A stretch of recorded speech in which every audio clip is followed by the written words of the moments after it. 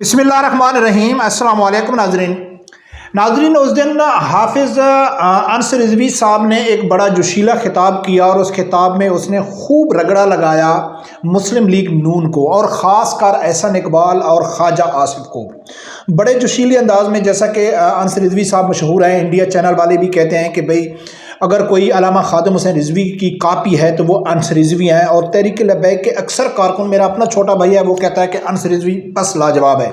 وہ بڑا جوشیلا خطاب کرتا ہے۔ انہوں نے خطاب کیا اور اس خطاب کا جواب دیا احسن اقبال نے۔ احسن اقبال نے ایک ٹویٹ بھی کیا اور فیس بک کے اوپر بھی یہ پوسٹ لگائی اور اس کو انس رضوی صاحب کو اس نے جواب دیا۔ اس نے جو باتیں احسن اقبال نے کی ہیں، یقیناً آپ لوگوں نے انس رضوی صاحب کا خطاب تو سنا ہوگا، وہ ٹی ایل پی کے واٹس ایپ گروپ میں وہ بہت زیادہ وائرل ہے، وہ سنانے کی ضرورت نہیں ہے۔ لیکن احسن اقبال نے جو جواب دیا انس رضوی صاحب کو یا تحریک لبیک کو یا پاکستانی قوم کو گمراہ کرنے کی کوشش کی، اور اس میں جو اس نے جھوٹ بولے اور جس منافقت سے اس نے کام لیا، بلکہ اس نے اپنے آپ کو غیر مسلم ثابت کر دیا، تو احسن اقبال کو اور مسلم لیگ نون کو غیر مسلم ثابت رانا ثناء اللہ اور شہید خاقان عباسی نے کیا ہے، ہم نہیں کہہ رہے، ٹھیک ہے نا۔ ہم تو کہہ رہے ہیں کہ جن کا ختم نبوت ناموس رسالت کے لیے جن کا تعلق نہیں ہے، یا جو ان کا گستاخوں کو دفاع کرتے ہیں ان کا اسلام سے تعلق نہیں ہے، تو ہمارے کہنے سے کچھ نہیں ہوتا ہے۔ رانا ثناء اللہ اور شہید خاقان عباسی نے کہا ہے، جو سیدھا جا کے احسن اقبال کی منافقت کو سب لوگوں کے سامنے عیاں کر دیا کہ یہ کس طرح یعنی کہ خیانت کر رہا ہے اور عوام کو گمراہ کرنے کی کوشش کر رہا ہے۔ ناظرین، سب سے پہلے میں آپ لوگوں کے سامنے رکھتا ہوں کہ احسن اقبال نے اپنے یعنی کہ اس ٹویٹ میں جو اس نے کیا، اس میں اس نے کیا لکھا ہے، پھر جا کے آگے بات کرتے ہیں۔ مجھے تحریک لبیک کے رہنما کی یہ گفتگو سن کر بے حد افسوس ہوا، چونکہ یہ افراد خود کو اسلام اور ناموس رسالت کے محافظ ہونے کا دعویٰ کرتے ہیں، مگر ان کی زبان اور طرز کلام کو سیرت طیبہ صلی اللہ علیہ وسلم کی روشنی میں پرکھیں تو ان کی حقیقت بالکل واضح ہو جاتی ہے۔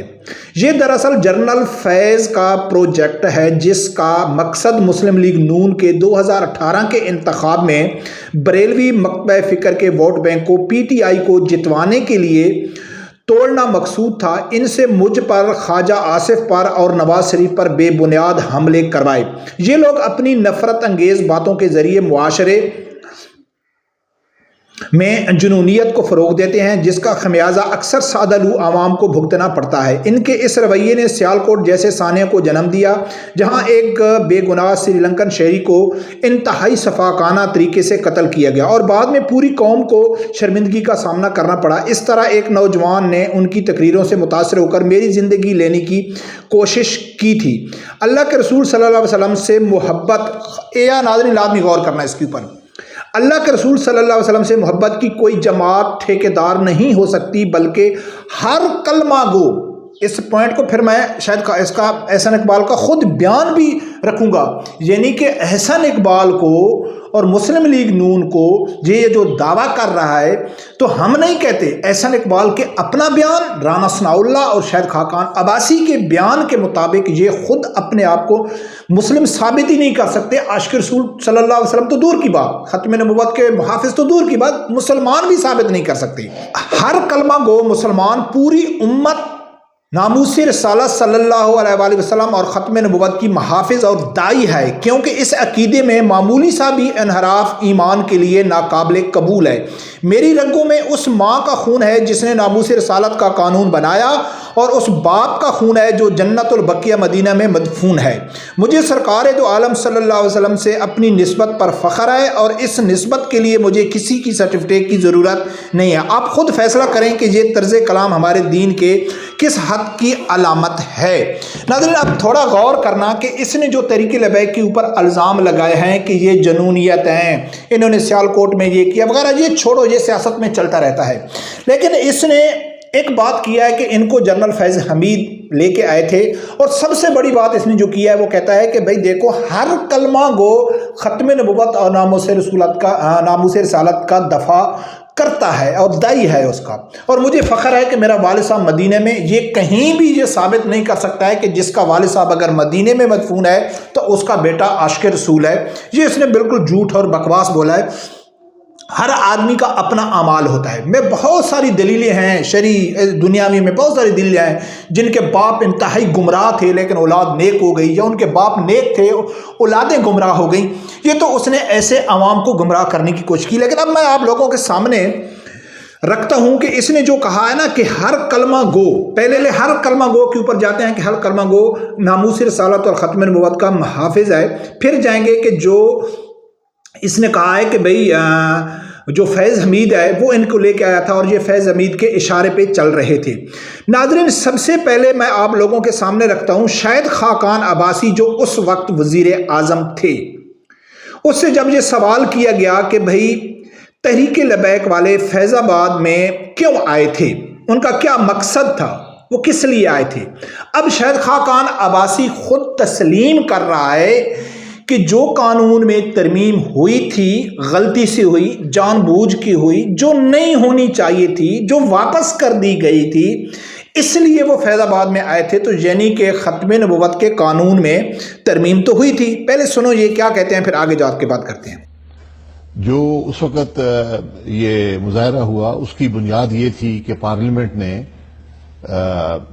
خدا نخواستہ ناموس رسالت کے معاملے میں کچھ ایک لیجسلیشن میں غلطی ہوئی ہے، ٹھیک، یا چینج ہوا ہے لیجسلیشن میں، اور حقیقت یہ تھی کہ اس میں سب شامل تھے اس تبدیلی میں، اور تبدیلی ریورس بھی کر دی گئی. اس کے باوجود کوئی بھی پولیٹیکل فورس ہمارے ساتھ اس چلنے کو، جب دھرنا ہوا کسی نے سپورٹ نہیں کیا. اس تبدیلی میں سب شریک تھے اور اس کو واپس بھی کر دیا گیا تھا جو غلط تھا، یعنی کہ ختم نبوت کے اوپر ڈاکہ ڈالا جا رہا تھا. تو اب احسن اقبال کا اپنا بیان بھی میں آپ لوگوں کے سامنے رکھتا ہوں جو اس کو ایسے گلے سے پکڑتا ہے، جو ہم شروع سے کہتے ہیں کہ چاہے وہ مسلم لیگ نون ہے، چاہے وہ پی ٹی آئی ہے، چاہے پیپل پارٹی ہے، یہ سب ختم نبوت ناموس رسالت کے دشمن ہیں. اب اس نے کہہ دیا ہے نا کہ ہوا تھا، تو کہاں گیا احسن اقبال کا وہ بیان کہ ہر کلمہ گو ختم نبوت اور ناموس رسالت کا محافظ ہے. تو یعنی کہ اگر یہ کلمہ گو ہوتے تو یہ وہ حرکت کرتے جی انہوں نے فیض آباد میں جب انہوں نے زید حامد کے استعفیٰ کا مسئلہ تھا یا اس قانون کی واپسی کا مسئلہ تھا وہ کرتے. تو یعنی یہ خود کہہ رہے ہیں کہ ہمارا اسلام سے تعلق نہیں ہے، ہم کلمہ گو نہیں ہیں. اب میں آپ لوگوں کے سامنے احسن اقبال کا خود اپنا بیان رکھتا ہوں، وہ سنو وہ کیا کہتا ہے. بیانیہ ہے جس کی قیمت میں نے ایک گولی کی صورت میں ادا کی تھی. 2017 میں پی ٹی آئی کے لوگ اس کمیٹی کے اندر تھے، شفقت محمود صاحب اس کمیٹی کے اندر تھے. اس ایوان سے جو کچھ ہوا متفقہ ہوا. 2017 میں اب یہ پی ٹی آئی والے اور یہ خود لڑ رہے ہیں اور یہ خود تسلیم کر رہا ہے کہ جو اس وقت کمیٹی میں فیصلہ ہوا تھا اس قانون میں ترمیم کرنے کا، اس میں پی ٹی آئی کے لوگ بھی شامل تھے، لیکن قیمت صرف میں نے چکائی ہے. یہ ان کے سامنے کہہ رہا تھا کہ بھائی دیکھو آپ لوگ بھی ہمارے ساتھ تھے اس ختم نبوت کے قانون کو ترمیم کرنے کے لیے، تو قیمت تو صرف میں نے چکائی ہے. تو اب اس سے بڑا کوئی اقرار ہو سکتا ہے؟ تو کیا اب یہ کس طرح ثابت کرے گا کہ ہر کلمہ گو ختم نبوت اور یعنی کہ ناموس رسالت کا محافظ ہے؟ تو اس سے تو اس کے اپنے بیان سے تو یہ ثابت ہو رہا ہے کہ یہ کلمہ گو بھی نہیں ہے. ٹھیک ہے نا. اب جس نے دوسرا الزام لگایا کہ جنرل فیض حمید کا، اب اگر دیکھا جائے تو پی ٹی آئی والے کہتے ہیں کہ بھائی دیکھو جو تحریک لبیک ہے یہ تو نون لیگ کی بی ٹیم ہے، اور یہ کیا کہہ رہے ہیں، کئی اپنے بیانوں میں کہتے ہیں کہ یار یہ تو پی ٹی آئی کو جتوانے کے لیے ان کو جنرل فیض حمید لانچ کیا تھا، لیکن ان کا اپنا رانا ثناء اللہ اس وقت وزیر قانون تھا اور اس کمیٹی میں شریک تھا جو مذاکرات ہو رہے تھے، اور اس وقت بھی رانا ثناء اللہ اس حکومت کا مسلم لیگ نون کا ایک اہم رکن ہے. ٹھیک ہے نا. یہ کوئی ڈھکا چھپا نہیں ہے، کوئی یہ فیاض الحسن چوہان کی طرح پی ٹی آئی کو چھوڑ کے پورا اس کو ننگا کرا، ایسی بات نہیں. یہ آج بھی مسلم لیگ نون میں ہے کون، رانا ثناء اللہ. اور یہ چند مہینے پہلے جب فیض آباد دھرنے کے حوالے سے جو کمیشن بنا تھا اس کی جو رپورٹ آئی تھی، جو بار بار وہ کمیشن کی رپورٹ کہہ رہی تھی کہ تحریک لبیک کو کوئی لے کے نہیں گیا تھا، تحریک لبیک جس مقصد کے لیے گئی تھی سب کو معلوم تھا کہ وہ قانون میں ترمیم ہو رہی تھی. تو اس وقت رانا ثناء اللہ نے کیا کہا جنرل فیض حمید کے متعلق اور تحریک لبیک کے متعلق کیا کہا، یہ بھی سنو. بعض معاملات میں نے بڑا قریب سے دیکھا اس وقت، وہ کوئی ایسا نہیں تھا کہ وہ ان کی جیب میں تھی کہ جو یہ کہیں گے وہ کریں گے، جہاں سے کہیں گے وہ ہٹ جائیں گے. وہ اپنی بات پہ اڑتے بھی تھے، وہ اپنی بات پہ ضد بھی کرتے تھے. تو اس معاملے پہ جس معاملے پہ انہوں نے سٹینڈ لیا تھا تو اس معاملے میں وہ فیض حمید صاحب کی کوئی انہوں نے نہیں سنی یا وہ ان کے متحد نہیں تھے وہ کہ جی آپ پیچھے ہٹ جائیں تو وہ پیچھے ہٹ جائیں گے. میرے ہوا جس معاہدے کے اوپر وہ چاہتے تھے کہ فیض حمید صاحب دستخط کریں تو پھر استعفیٰ ہی ہوا تھا نا لا منسٹر کا. وہی بات مانی نا پھر ایک دن بعد بھی, آپریشن کرنے کے بعد بھی. وہ اس معاملے میں کسی کی نہیں سن رہے تھے.